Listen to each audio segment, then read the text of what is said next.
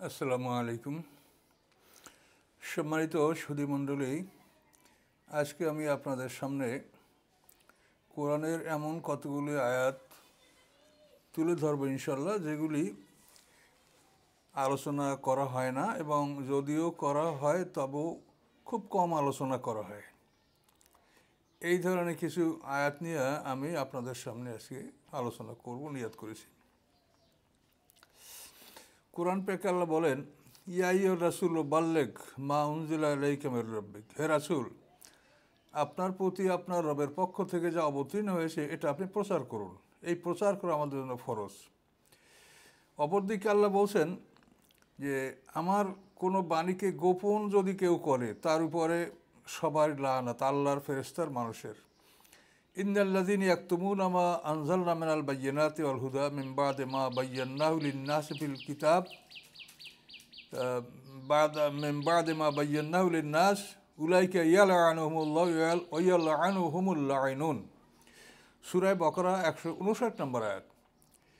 তো এই আয়াতে আল্লাহ বলছেন আমি যে উজ্জ্বল প্রমাণ নাজিল করেছি, উজ্জ্বল পথনির্দেশ আদেশ করেছি, এগুলি আমি আসমানি কিতাবে স্পষ্ট করে বলে দেওয়ার পরেও যারা এগুলিকে গোপন করে তাদের উপরে আল্লাহর লানাত, এবং সমস্ত লানাতকারীরাও তাদের উপরে লানাত করে। সূরা বাকারার 159 নম্বর আয়াত। তাহলে একদিকে আল্লাহ প্রচার করতে বলেছেন, অপরদিকে আল্লাহ গোপন করতে নিষেধ করেছেন। আমরা এই আলোকেই কিছু আয়াত আমরা আলোচনা করব, যেগুলি সাধারণত প্রচার করা হয় না, এবং হলেও খুব কম হয়, যাতে যথাযথ উপকার মানুষ পায় না। তো কোরআনের এই আয়াতগুলির দিকে যাওয়ার আগে আমি কোরআনের কিছু মূলনীতি আপনার কাছে বলবো। কোরআন পাকে যে আয়াতগুলি আল্লাহ উল্লেখ করেছেন এগুলি সব সামঞ্জস্যপূর্ণ, একটার সাথে আর একটার মিল আছে, এগুলি সাংঘর্ষিক না। তো এই জন্য কোরআনে আল্লাহ তাআলা যে কথা আমাদেরকে বলেছেন, সূরা ইয়াসিনের 36 নম্বর আয়াতে আল্লাহ বলছেন, সুবহানাল্লাযী খালাকাল আজওয়াজা কুল্লাহা মিম্মা তুমবিতুল আরদু মিন আনফুসিহিম ওয়া মিম্মা লা ইয়ালামুন। এতে আল্লাহ বলেন, পবিত্রতা সেই আল্লাহর যিনি সব কিছুকে জোড়া জোড়া সৃষ্টি করেছেন, পৃথিবীতে যা উৎপন্ন হয় তা এবং তোমাদের নিজেদের দেহের মধ্যেও, এবং এমন কিছু তিনি জোড়া জোড়া সৃষ্টি করেছেন যা তোমরা জানো না। তাহলে এখন এটা মূলনীতি যে আল্লাহর সৃষ্টি সব জোড়া জোড়া, শুধু আল্লাহ বেজোড়। কুল হুয়াল্লাহু আহাদ, বলো আল্লাহ এক। এই আল্লাহ একমাত্র বেজোড়, আর তার সমস্ত সৃষ্টি জোড়া জোড়া। এটা একটা মূলনীতি, এটা আপনাকে জানতে হবে। তো এই জন্যই আল্লাহ বলছেন, আমার পৃথিবীতে যে উৎপাদনগুলি তোমরা দেখছো সেগুলি সব জোড়া জোড়া। ফলমূল, এর মধ্যে নারী পুরুষ আছে, আর অন্যান্য প্রাণী সবই জোড়া জোড়া। আমরা মানুষেরাও জোড়া জোড়া, এবং আমাদের দেহের মধ্যে যা আছে তা আরও জোড়া জোড়া। যেমন এক জোড়া চোখ, এক জোড়া নাক, এক জোড়া কান, এক জোড়া ফুসফুস, এক জোড়া কিডনি, এভাবে আমাদের দেহে যা কিছু হাত পা সব জোড়া জোড়া। তো এখন এই আল্লাহর এই মৌলিক কথাগুলি, আল্লাহর সব কথাই সুন্দর, তবে আমরা এখন বাছাই করে যেগুলো বলবো, তো এখানে আল্লাহর সৃষ্টি যে জোড়া জোড়া, এটা আমাদের কিন্তু মনে রাখতে হবে, এবং আল্লাহ একা বেজোড়। তো এখন আল্লাহর সৃষ্টি জোড়া জোড়া। এখন দেখেন সূরা মুলকের মধ্যে আল্লাহ বলেন, আল্লাযী খালাকাল মাউত ওয়াল হায়াতা। আল্লাহ তাআলা সেই আল্লাহ যিনি সৃষ্টি করেছেন মৃত্যুকে এবং জীবনকে। তো খালাকাল মাউত ওয়াল হায়াতা, তাহলে আল্লাহ যখন এই দুটাকে সৃষ্টি, এই দুটো যখন সৃষ্টি, তখন এটা জোড়া জোড়া। তাহলে আমরা নিশ্চয়ই আমরা জেনে নেব যে খালাকাল মাউতা, তাহলে মৌয়াতে এক জোড়া, ওয়াল হায়াতা এবং জীবন এক জোড়া। এইভাবে আল্লাহ তাআলা যেমন অমেন অরাইম বারজাকুন ইলা ইয়াউম ইউবআসুন, সম্ভবত সূরা মুমিনুনের 100 নম্বর আয়াত। এখানে আল্লাহ বলছেন তাদের সামনে সে একটা বরজাক, পর্দার আড়ালে জগৎ, পুনরুত্থান পর্যন্ত। তো এই বরজাক যখন আল্লাহ বলছেন, তাহলে এই বরজাক আমরা এক জোড়া আমরা ধরে নেব, যেহেতু আল্লাহর সমস্ত সৃষ্টি জোড়া জোড়া। তাহলে আল্লাহর আমরা এখান থেকে যা আমরা বের করব বিশেষ, সেটা দেখেন, মৌয়াত এক জোড়া, এই মৌয়াতের পরে হলো বরজাক, বরজাক এক জোড়া, বরজাকের পরে হলো জন্ম, তো এই জন্ম এক জোড়া, জন্মের পরে মৃত্যু, তাহলে মৃত্যু এক জোড়া, মৃত্যুর পরে বরজাক, তাহলে আবার এই মৃত্যুর পরে আমাদের বরজাক আসলো, বরজাক পরে জন্ম, জন্মের পরে দ্বিতীয় জীবন। তো প্রত্যেকটা মানুষের 60টা জোড়ায় 8টা পর্ব, মানে এক জোড়া মৃত্যু, এক জোড়া বরজাক, এক জোড়া জন্ম, এক জোড়া জীবন। আমি আবার বলছি যে প্রত্যেকটা মানে আমাদের কোরআনে যে পর্বগুলি উল্লেখিত আছে, প্রথমে মাওয়াত, কাইফা তাকফুরুনা বিল্লাহি ওয়া কুনতুম আমওয়াতা, মৃত্যু থেকে আমাদের শুরু। তাহলে এক জোড়া মৃত্যু, এক জোড়া বরজাক, এক জোড়া জন্ম, এক জোড়া জীবন, এই যে 4, এই 4 দুগুণে 8, এই এই এই 4 জোড়া 8টা পর্ব। তো এগুলি এমন একটা বিষয় যে এগুলি কোনো লঙ্ঘন করা যাবে না এবং এগুলির কোনো ব্যতিক্রম করা যাবে না। এবং এগুলি না বুঝলে আপনি কোরআন থেকে আপনার জীবনের হিসাবটা আপনি ভালোভাবে বুঝে নিতে পারবেন না। প্রথম আল্লাহ মৃত্যুকে সৃষ্টি করেছেন, কাইফা তাকফুরুনা বিল্লাহি ওয়া কুনতুম আমওয়াতা। আমাদেরকে আদম সন্তানদের পিঠ থেকে বের করার পরে আল্লাহ সাক্ষী গ্রহণ করেছেন, আলাস্তু বিরাব্বিকুম। এই সাক্ষী গ্রহণ করার পরে আমাদেরকে মৃত্যু দিয়েছেন, সবার মৃত্যু একসঙ্গে হয়েছে, এটা হলো আমাদের মরণ।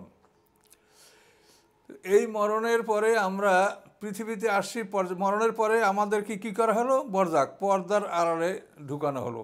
এই পর্দার আড়াল হলো আমরা যেখান থেকে বের হয়েছি ওখানেই ঢুকানো হলো। আমি আমার বাবার পিঠ থেকে বের হয়েছি, আমাকে ওখানেই ঢুকানো হয়েছে। আমার বাবাকে দাদার পিঠে ঢুকানো হয়েছে, দাদাকে তাহর পিঠে ঢুকানো হয়েছে। যে যেখান থেকে আমরা বের হয়েছি সেখানেই আমাদেরকে আবার ঢুকিয়ে দেওয়া হলো। তাহলে আমরা এই মরণের পরে বরজাক, এরপরে দুনিয়ায় আসার সময়টা আমাদের বিভিন্ন সময় আমরা দুনিয়াতে আসতেছি। বিশাল একটা বরজাক, পর্দার আড়ালে জগৎ পার হয়ে আমরা দুনিয়ায় আসতেছি। তো এখন দুনিয়ায় আমরা এখন যারা আসতেছি, আমরা পিছনে বিশাল একটা সময় কাটিয়েছি বরজাকে। আবার নূহ আলাইহিস সালামের জামানায় যারা পৃথিবীতে আসে, তারা পিছনে খুব অল্প সময় তাদের বরজাকে ছিল, মৃত্যুর পরে তারা বিশাল লম্বা একটা বরজাক পাড়ি দিয়ে পুনরুত্থান দ্বিতীয় জন্ম পর্যন্ত তারা এই বরজাক ভোগ করবে। এবং এখান থেকে আপনি একটা হিসাব নিয়ে নেন যে প্রত্যেকটা মানুষের মৃত্যু থেকে শুরু, মৃত্যু, জন্ম, জীবন, বরজাক, এটা যদি মিলেন তা প্রত্যেকটা মানুষের বয়স হবে সমান। মানে আমরা এখন যারা জন্মগ্রহণ করছি, আমাদের পিছনের বরজাক ছিল লম্বা, আর যারা আদম আলাইহিস সালামের যুগে জন্মগ্রহণ করছে তাদের পিছনের বরজাক ছিল কম, এবং মৃত্যুর পরে তারা বিশাল সময়, হাজার হাজার কোটি বছর বরজাককে কাটাবে। তাহলে দুইটা বরজাক এবং এর মাঝে জীবন, এটা যদি আপনি যোগ বিয়োগ করেন দেখবেন প্রত্যেকটা মানুষের বয়স সমান, কোনো মানুষ কারো থেকে ছোটও না বড়ও না। হিসাবটা হলো দুইটা বরজাক মাঝে জীবন, এইটা আপনি যোগ বিয়োগ করলেই দেখবেন সকল মানুষের বয়স সমান। তো এই সমস্ত মৌলিক বিষয়গুলো না বুঝলে কোরআনে আল্লাহর কথা বোঝা আমাদের জন্য কঠিন হয়ে পড়ে। আমরা এমন কিছু আয়াতগুলি আপনাদের সামনে পেশ করতে যাচ্ছি, সেগুলি সমাজে কম প্রচার করা হয় অথবা প্রচার করা হয় না। ফেরাউন সম্প্রদায়ের শাস্তির সম্পর্কে আল্লাহ কোরআন পাকে বলেছেন যে আন্নারে উরাজুন আলাইহা গুদু আসিয়া, যে ফেরাউন সম্প্রদায়কে আল্লাহ তাআলা লোহিত সাগরে ডুবিয়ে ধ্বংস করার পরে তাদের শাস্তি, বরজাকে যে শাস্তিটা হবে, এটা আল্লাহ ঘোষণা করলেন যে সকাল সন্ধ্যায় তাদেরকে আগুনের সামনে উপস্থিত করা হয়। আর নারী উরাজুন আলাইয়া গুদমু আসিয়া, সকাল সন্ধ্যা তাদেরকে আগুনের সামনে উপস্থিত করা হয়। ওয়ায়ামা তাকুমুস সাআত, এবং যেদিন কিয়ামত অনুষ্ঠিত হবে, আদখিলু আলা ফেরাউন আসাদ্দিল আযাব, আল্লাহ ফেরেশতাদেরকে আদেশ দিবেন যে ফেরাউন সম্প্রদায়কে কঠিন শাস্তির মধ্যে প্রবেশ করাও।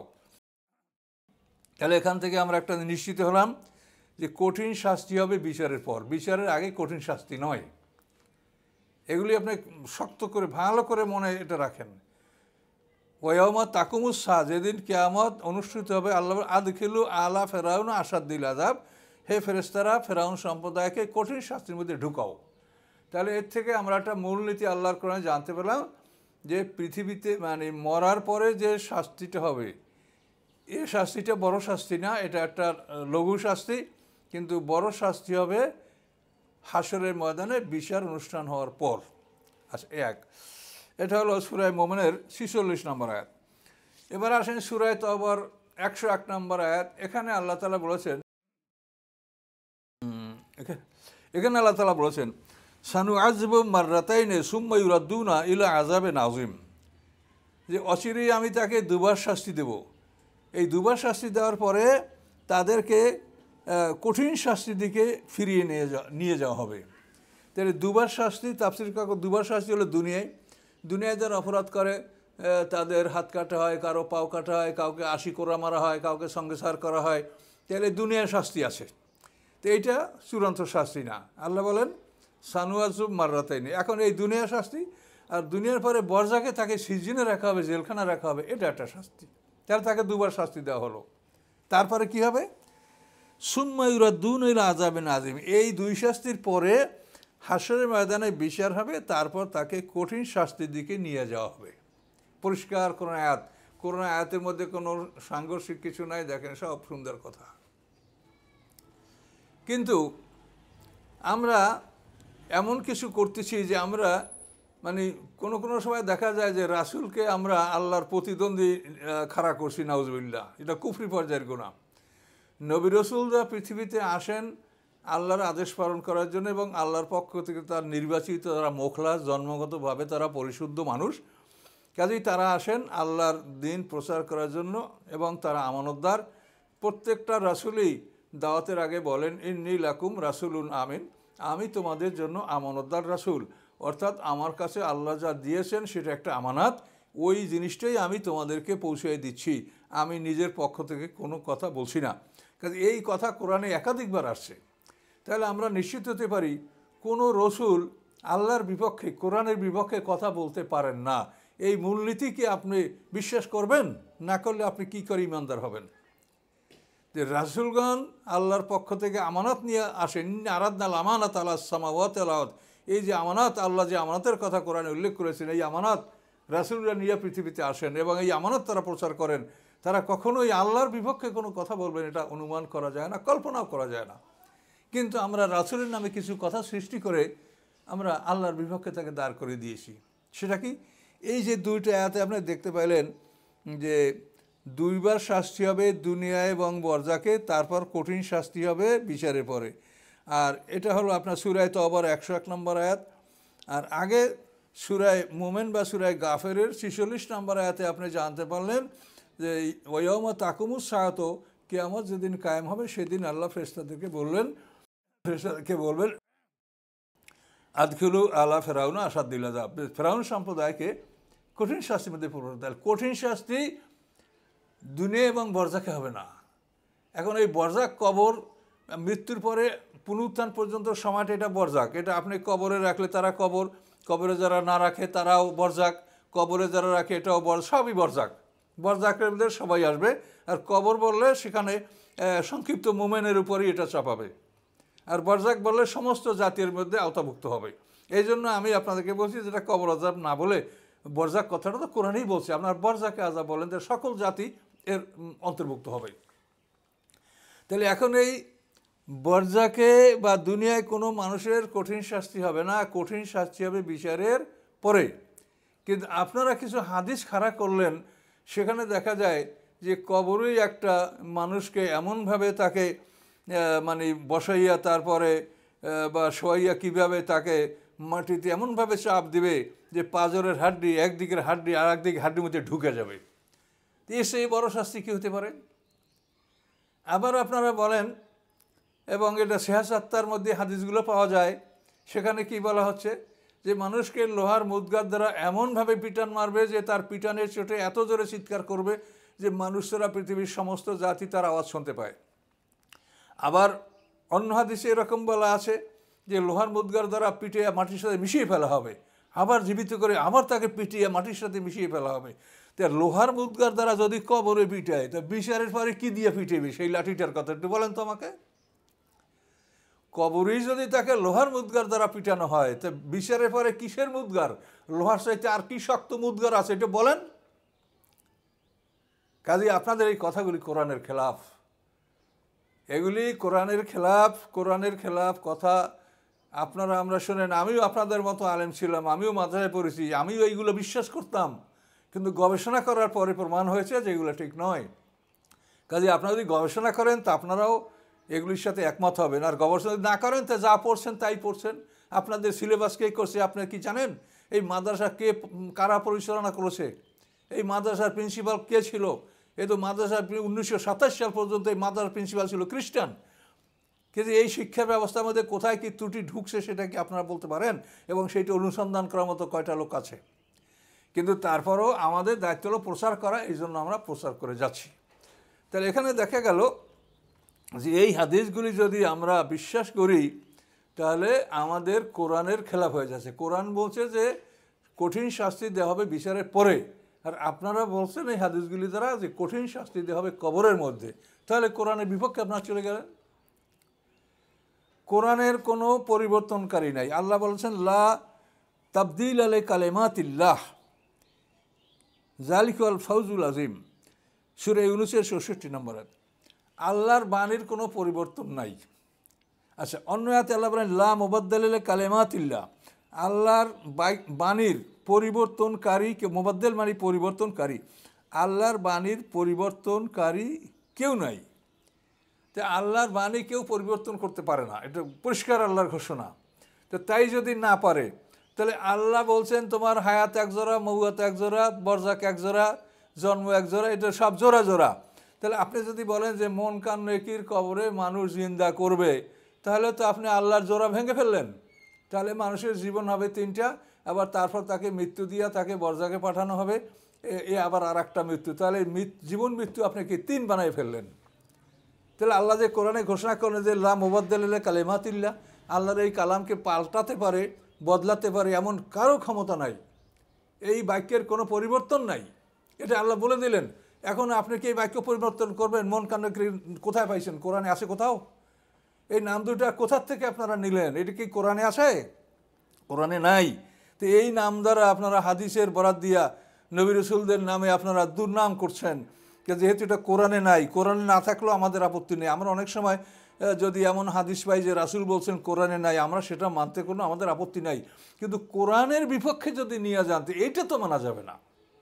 কোরআনে যেখানে আল্লাহ বললেন যে আমার সৃষ্টি জোড়া জোড়া, আপনি জোড়া ভাঙবেন? এখন আপনি কি 3টা হায়াত আপনি বানাবেন, 3টা মৌয়াত বানাবেন?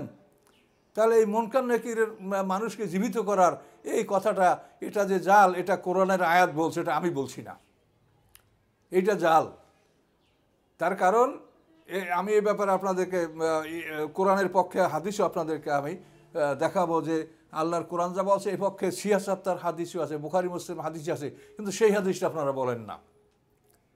কোরআনের পক্ষে যে হাদিস আছে, কোরআনের সাথে কোরআনের ব্যাখ্যামূলক যে হাদিস, সেটা হলো আন আব্দুল্লাহ ইবনে ওমর। আব্দুল্লাহ ইবনে ওমর রাদিয়াল্লাহু তাআলা বর্ণনা করেন আন্না রাসূলুল্লাহ সাল্লাল্লাহু আলাইহি ওয়াসাল্লাম কল, নিশ্চয়ই রাসূলুল্লাহ সাল্লাল্লাহু আলাইহি ওয়াসাল্লাম বলেছেন ইন্না আহাদাকুম ইযা মাতা, নিশ্চয়ই তোমাদের একজন যখন মারা যায় তখন কি হয়? তো উরেজা আলাইহি মাকাদুবেল গাদাতি ওয়াল আশি, তো সকালবেলা তার ঠিকানা দেখানো হয়। এনকানা মিনাল জান্নাতে ফামেনাল জান্নাত, সে যদি জান্নাতবাসী হয় তাহলে জান্নাত থেকে তার ঠিকানাটা দেখানো হয়।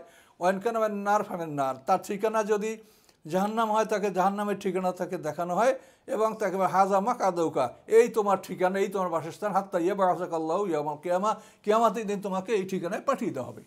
এই যে আব্দুল্লাহ ইবনে হাদিস, আব্দুল্লাহ ইবনে ওমরের হাদিস যেটা বুখারী মুসলিমে আছে, এই হাদিসটা কোরআনের সাথে সম্পূর্ণ মিল আছে। তো কোরআনে তো 2টা আয়াত আপনি 2 রকম দেখাতে পারেন না, কিন্তু হাদিসগুলি এরকম বিভিন্ন রকম কেন বলেন? এই আব্দুল্লাহ ইবনে হাদিস এটা বুখারী মুসলিম উভয় কিতাবেই আছে, আর ওখানেও আবার যে হাদিসগুলি বলা আছে মেশকাতে, ইবনে মাজাহ, বুখারীতে, সেখানে বলা হয়েছে যেটা সম্পূর্ণ কোরআনের খেলাফ। কাজে এই জন্য আমাদের কথা হচ্ছে সত্য কথাটাকে বলে দেওয়া। আমরা দেখেন একটা কথাও আমি আমার পক্ষ থেকে বলছি না, যা কোরআনে আছে তাই আপনাদেরকে বলছি। এখন যদি আপনারা বলেন মুনকার নাকির কবরে মানুষ জিন্দা করবে, তাহলে আপনাকে জবাব দিতে হবে মুনকার নাকির কবরে মানুষ জিন্দা করবে কেমন করে? তার কি আল্লাহ তাআলা ইউহয়ি ওয়া ইউমীত, যেটা হায়াত এবং মওয়াত, এটা তো আল্লাহ তাআলা বলেছেন যেটা আল্লাহ ছাড়া কেউ করতে পারে না। তো মুনকার নাকির কী করে মানুষকে জীবিত করবে? আর যদি সে জীবিত করে তো জীবিত সে কী বয়সে একটা মানুষকে জীবিত করবে? একটা মানুষ যখন মারা যায় তখন 60 থেকে 100 বছর বয়সের মধ্যে স্বাভাবিক মানুষ মারা যায়, সে এমন দুর্বল অবস্থায় মারা যায় যে তখন সে একটু পানি গিলতে পারে না, এত দুর্বল অবস্থায় একটা মানুষের মৃত্যু হয়। এখন মনকার নাকির মানুষকে জিন্দা করবে কি অবস্থায়? যখন সে মানুষটা মরে যায়, দুর্বল থাকে, ওই অবস্থায় জিন্দা করবে, না তাকে ছোট করে তুলবে, না তাকে যুবক করে কবরে তুলবে? এটা আপনারা বলেন, কী বয়সে মনকার নাকির তাকে কবরে জিন্দা করবে? মানুষ জিন্দা করার বিষয়টা কোরআন থেকে বুঝে নেন। কোরআনে আল্লাহ কি বলছেন? যে আমি তোমাকে ইয়ান্নাসু ইন্নাখলাকাকুম তুরাবেন সুম্মা মিন নুতফাতিন সুম্মা মিন আলাকা সুম্মা মুদগা, এভাবে আল্লাহ বলছেন যে মানুষ তোমার সৃষ্টির সূচনা হয়েছে মাটির থেকে, তারপর আমি তোমাকে সৃষ্টি বীর্য থেকে, এই বীর্য 40 দিন পর্যন্ত থাকার পরে, মাতৃগর্ভে থাকার পরে রক্তের আকার ধারণ করে, এরপরে দ্বিতীয় 40 দিনে এক টুকরা মাংসের আকার ধারণ করে, এরপরে তৃতীয় 40 দিনে হাড্ডির অবকাঠামো সৃষ্টি হয় এবং তার মধ্যে প্রাণ আসে। তাহলে আল্লাহ সৃষ্টির নিয়ম হলো 340-120 দিনে একটা মানুষের মধ্যে প্রাণ আসে, তারপর সেটা মাতৃগর্ভে বড় হয়, 6 মাস থেকে 10 মাসের মধ্যে পৃথিবীতে আমরা আগমন করছি। এটা হলো আল্লাহর সৃষ্টি। আবার আল্লাহ দ্বিতীয়বার সৃষ্টি করবেন, সেখানে আমরা দেখতে পাচ্ছি যে সেখানে আল্লাহ তাআলা একটা মানুষকে সৃষ্টি করবেন 120 বছর বসে। এখানে আল্লাহ সৃষ্টি করলেন 120 দিনে পৃথিবীতে, আর ওখানে দ্বিতীয় জীবনের জন্য যখন আমাদেরকে সৃষ্টি করবেন তখন আল্লাহ সৃষ্টি করবেন 120 বছরে। সিংহার প্রথম ফুৎকার 40 বছর, মাঝখানে বিরতি 40 বছর, দ্বিতীয় সিংহার ফুৎকার 40 বছর। অনুফাকাবে সুর ফাসায়কা মানফিস সামাওয়াতি মানফিল আরদ ইল্লা মান শা আল্লাহ সুম্মা নুফিকা ফি উখরা ফাইযাহুম কিয়ামুন ইয়ানজুরুন। পরিষ্কার করে দুইটা সিংহার ফুৎকার। এই দুইটা সিংহার ফুৎকার, প্রথম সিংহার ফুৎকারে ধ্বংস, পদার্থের দেহ একত্রিতকরণ, মাঝখানে 40 বছর বিরতি, দ্বিতীয় সিংহার ফুৎকার 120 বছর। এখন দেখেন যে প্রথমবার আমাদেরকে সৃষ্টি করা হয়েছে পরীক্ষা করার জন্য। পৃথিবীতে আমরা পরীক্ষা দেওয়ার জন্য হলে ঢুকবো, এই পরীক্ষার জন্য আমাদেরকে এই জীবনটা সংক্ষিপ্ত সৃষ্টি করা হয়েছে, এইটা সৃষ্টি করা হয়েছে 120 দিনে। আর কিয়ামতের পরে আমাদের প্রকৃত জীবন শুরু হবে, হয়তো জান্নাত না হয় জান্নাম। এই প্রকৃত জীবনে যখন আমরা যাব, তখন যাবার আগে আমাদেরকে সৃষ্টি করা হয়েছে 120 বছর বসে। ভালো করে মনোযোগ দিয়ে শোনেন যে আমাদেরকে পরীক্ষামূলকভাবে পৃথিবীতে ঢুকানোর জন্য আল্লাহ সৃষ্টি করছেন 120 দিনে, আর যখন আমাদের প্রকৃত জীবন শুরু হবে তখন আমাদের সৃষ্টি আল্লাহ করছেন 120 বছরে। প্রথম সিংহার ফুৎকার 40 বছর, বিরতি 40 বছর, দ্বিতীয় সিংহার ফুৎকার 40 বছর। তো 120 বছর বসে আমাদের সৃষ্টি হলেন কেন? যেবার আমরা অনেক দিন বেঁচে থাকবো, অনেক সুখ দুঃখ আমাদেরকে ভোগ করতে হবে। সুখ ভোগ করলে সে সুখেরও কোনো শেষ নাই, আর দুঃখ করতে হলে সে দুঃখের কোনো শেষ নাই। কাজে এই অনন্ত সুখ দুঃখ ভোগ করার জন্য আল্লাহ তাআলা দ্বিতীয়বার আমাদেরকে 120 বছর সময় নিয়ে সৃষ্টি করবে, যেটা স্পষ্ট কোরআন এটা আপনাকে বলছে। তাহলে এই সৃষ্টি এত জটিল, এইটাকে মন কান্নাকির কীভাবে করবে? এইটা আপনারা কোথায় পাইলেন এই ফেরেশতা দুইজনকে? যে উনি জিন্দা করবে, কীভাবে করবে জিন্দা? উনি কি মরা মানুষ, যেটা পচা মানুষ, এটা জিন্দা করবে? তো কথাও বলতে পারে না, বসতে পারে না, শুইতে পারে না, এর চাপবে বাকি আর পিটাবে বাকি। বলেন, পিটাবে যখন আল্লাহ, তখন তো পিটানের মতো তাকে বানাবে, 120 বছর বসে পাঠাবে, পিটানো সইতে পারবে, নিয়ামত ভোগ করতে পারবে। কাজে এই সমস্ত মৌলিক বিষয়গুলি আপনারা বোঝার চেষ্টা করেন। কোরআনের খেলাফ কোনো হাদিস নিয়ে আপনারা চর্চা করবেন না। নবী রাসূল যা পৃথিবীতে আসে আল্লাহর বাণী প্রচার করার জন্য, আল্লাহর সাথে মোকাবেলা, আল্লাহর বিরোধিতা করা, আল্লাহর আসমানি কেতাবের বিরোধিতা করা, এজন্য নবী রাসূলরা পৃথিবীতে আসেন না। কাজে নবী রাসূলদের নামে আপনারা আল্লাহর বিরুদ্ধে এই ধরনের যুক্তিতর্ক আপনারা খাড়া করবেন না, এটা অনুরোধ। শুনলে শুনবেন, না শুনলে আপনি আপনার বিচারে, আপনার জায়গায় আপনি, আমার জায়গায় আমি, আপনার মৃত্যু, আপনার জীবন সব তো আমরা আলাদা, যার যেটা সে ভোগ করতে আমরা বাধ্য থাকব। কাজে এই জন্য এই সমস্ত বিষয়গুলি আপনারা একটু গভীর মনোযোগ সহকারে আপনি বোঝেন। সব কথাগুলি আল্লাহ তাআলা কোরআনে বলেছেন। কোরআনে আল্লাহ স্পষ্ট বলেছেন যে মানুষের যখন মৃত্যুর সময় হাজির হয়, মৃত্যুর ফেরেশতা উপস্থিত হয়, তখন সেখানে আল্লাহ হাজির হন। ফালাউলা বারাকাতুল হুলকুম ওয়া আনতুম হিনাইযিন তানজুরুন নাহনু আকরাবু ইলাইহি মিনকুম ওয়ালাকিন লা তুবসিরুন। আল্লাহ বলেন, মানুষের প্রাণ যখন কণ্ঠনালীতে চলে আসে, তোমরা সবাই তাকে দেখতে থাকো। আল্লাহ বলেন, নাহনু আকরাবু ইলাইহি মিনকুম ওয়ালাকিন লা তুবসিরুন, আমি তোমাদের সকলের চাইতে ওই ব্যক্তির কাছে, তোমরা আমাকে দেখতে পাও না। তাহলে আল্লাহ মৃত ব্যক্তির কাছে থাকেন। এই কথাটা আল্লাহ বলছেন এভাবে, আল্লাহ তাআলা এই কথাটা এগুলো বলছেন, হালিয়ানজুরুন ইল্লা ইয়াতুমুল মালাইকা, তারা আর কিছুর অপেক্ষা করে না ইহা ছাড়া যে এসে যাবে তাদের কাছে ফেরেশতা, অর্থাৎ মৃত্যুর ফেরেশতা। আও ইয়াতিয়া রব্বুকা, অথবা এসে যাবে তাদের কাছে তাদের রব। আও ইয়াতিয়া বাজু আয়াতে রব্বিকা, অথবা এসে যাবে তাদের কাছে রবের নিদর্শন বা নিদর্শনের একাংশ। আল্লাহ বলেন ইয়াউমা ইয়াতি বাজু আয়াতে রব্বিকা, যেদিন আপনার রবের নিদর্শনের একাংশ প্রকাশ পাবে। লায়ানফাউ নাফসান ইমানুহা, কোনো মানুষের ইমান তার কোনো উপকারে আসবে না। আও কাসাবাত ফি ইমানিয়া খায়রা, অথবা ইমানে যদি কোনো ভালো কাজ করতে আসে সেটাও তার কোনো উপকারে আসবে না। তো এই যে একটা আল্লাহর ডিমার্কেশন, যে মৃত্যুর ফেরেশতা হাজির হলে তার ইমান নেকামল আর সামনে তার জীবনের যত পর্ব আছে কখনোই কিছু কবুল হবে না। তা আপনারা কি এটার বিপক্ষে কিছু বলতে পারবেন যে মৃত্যুর পরে মানুষের ইমান বা আমল কাজে আসবে? সব মানুষই তো মরা রব্বের জীবন, হে আল্লাহ আমাকে ফিরিয়ে দেন, লাল্লি আমল সালিহান ফিমা তারাকতু, যে ভালো কাজগুলি করি না আমি সেগুলো করবো। এটা করোনা আয়াত না? তাহলে মৃত্যুর এই যে একটা ডিমার্কেশন, যে একটা যে আইন, যে মৃত্যুর ফেরেশতা হাজির হওয়ার পর থেকে আর কোনোদিন তার ইমান কবুল হবে না। এবং ফেরাউনের ইতিহাসটা আল্লাহ তো পরিষ্কার বলা আছে, জাওয়াজনা বানি ইসরাঈল বাহরা ফাআতবাহুম ফিরআউন ওয়া জুনুবাগিহিম আদা হাত্তা ইযা আদরাকুল গারাকু, যখন ফেরাউন বাহিনীকে ডুবন নিমজ্জন যখন তাদেরকে পাকড়াও করলো, তখন ফেরাউন ইমান আনে নাই। আমানতু আন্নাহু লা ইলাহা ইল্লাল্লাযী আমানাত বিহি বানু ইসরাঈল ওয়া আনা মিনাল মুসলিমিন, এই ফেরাউন ইমান এনেছিল, তা কি কবুল হয়েছে? হয় নাই। তাহলে আল্লাহর আইন, এটা আইন এবং চিরন্তন এবং অপরিবর্তনশীল। কাজে এখন এইমাত্র মারা গেল, এখন মারা যাওয়ার পরে সে বলল রব্বি আল্লাহ, এই জন্য তার কি উপকার হবে? আল্লাহ তো বলেই দিলেন যে মৃত্যুর সময় উপস্থিত হওয়ার পরে তোমার কোনো ইমান, তোমার আমল এটা কবুল হবে না। তাহলে মুনকার নাকিরের হেরে জীবিত করলো, রব্বি আল্লাহ বললো, রাসূলকে নবী বললো, এই জন্য তার উপকারটা কী হবে বলেন? কোন বয়সে তাকে জিন্দা করা হবে এবং তার এই কথার কী উপকার হবে, কী প্রমাণ আছে? কাজে এই জন্য আমি আপনাদেরকে অনুরোধ করছি যে আপনারা এই কথাগুলো মানতে গেলে কোরআনের খেলাফ হয়ে যাচ্ছে, ইমান ধ্বংস হয়ে যাবে, মানুষ ধ্বংস হবে, শাস্তিযোগ্য হবে। কাজে কোরআনের সঠিক কথাগুলো আপনারা বলেন। কোরআনের খেলাফ নবী রাসূলকে দাঁড় করানোর চেষ্টা করিয়েন এবং তাদের নামে কথা আবিষ্কার করে এটা কোরআনের বিরুদ্ধে আপনারা দাঁড় করাবেন না। দাঁড় করালে বিপদ। এটা মানবেন কি মানবেন না এটা আমার ব্যাপারই না। আল্লাহ বলছেন আলাইকাল বালাগ ও আলাইনাল হিসাব। আল্লাহ বলছেন হে রাসূল আপনার কাজ প্রচার করা, আমার কাজ হিসাব করা। আমরা রাসূলুল্লাহ আমাদের ওই কাজ আমরা বানিয়ে আপনাদেরকে পৌঁছিয়ে দিলাম, হিসাব নেবেন আল্লাহ। আপনাদের কাছে যদি যুক্তি প্রমাণ থাকে তাহলে এই কথাগুলো খণ্ডন করে আপনারা, আমি যেভাবে প্রত্যেকটা কথা কোরআন থেকে বলেছি, ক্ষমতা থাকলে আপনারা এই যুক্তি খণ্ডন করে কোরআন থেকে জবাব দেন।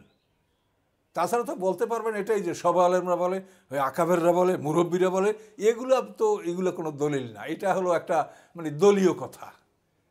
কাজে এই জন্য আপনারা আমার কথায় মন খারাপ করবেন কি ভালো করবেন আমি জানি না। আমি আল্লাহর কোরআন থেকে বলেছি, আমি নিজের কোনো কথা বলি নাই। আপনারা আমার সব কথাগুলো পুঙ্খানুপুঙ্খানুভাবে বাছাই করে দেখেন যে আমি সত্যি কোরআন থেকে সব কথা বলেছি কিনা।